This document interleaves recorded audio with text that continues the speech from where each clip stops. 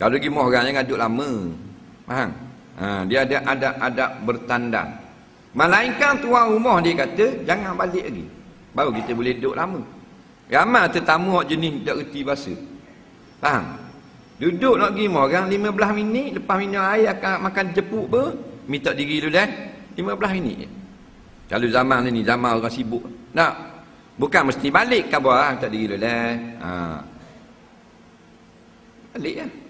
Tak 2 jam. Air tu siapa tinggal hok keladak bawah tu, minum kau. Tak ada arah nak buat. Siapa tu amat atas bila nak balik datang ni. Ada jenis tetamu itu. Tuan rumah buat tak arah dah, buat letih dah. Dak alik kau. Tuan rumah tanya kau apa dah? Kali tuan rumah tanya jang, maknanya balik lah bodoh. Mak tu adab-adab tuan rumah, kalau tetamu kita tak menghui balik, jangan tanya jam. Waktu dulu dia banyak kiasan-kiasan. Nak, maknanya kalau nak suruh tetamu balik, tanya jam. Faham? Kau apa dah ni? Nak, tetamu yang cerdik. 11.30. Saya minta diri dulu lah. Reti bahasa.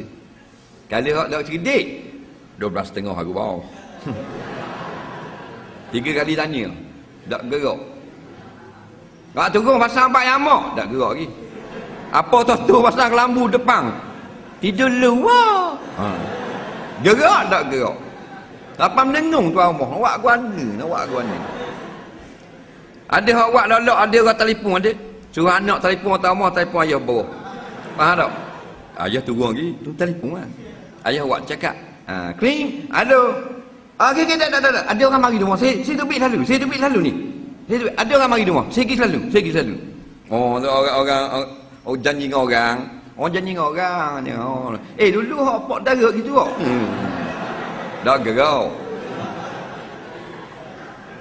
Lala kami kolok. Balik natang balik. Faham tak? Dah nak warang ni bahasa bodoh. Nak jalan dengan orang ada erti bahasa. Kawan tu apa geliak atau rumah. Tak. Balah dengan bini ada. Dah saing duduk lama. Bini dari atas tadi dah duduk atas katil. Tunggu. Nak. Pakar dengan bunga melong apa tunggu kita. Tak. Dok zakat nak tunggu loh. Nah. Jadi tidak naik. Ngajuk kita naik dah tengok tidur bini ngajuk. Esok catung kelebeknya muka. Dah bang nak buat kena dah. Janji ku apa? Abang kata ku 12 naik.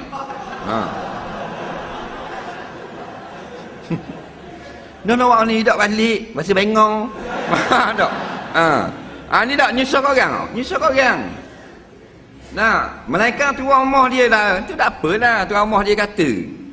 Allah mu dah lah mari jarang-jarang sekali duduk kau dulu, aku nak tengok muka mu tak puas.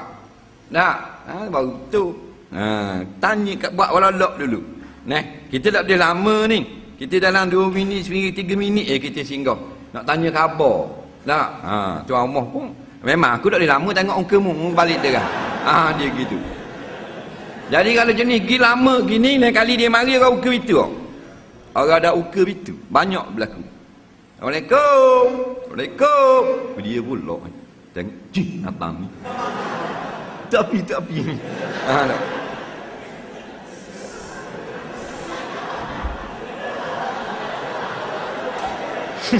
Ya.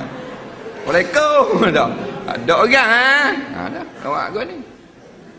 Bukan salah tuan rumah tak reti bahasa. Orang ada kerja nak jawab surat nak jimak nak apa macam kerja.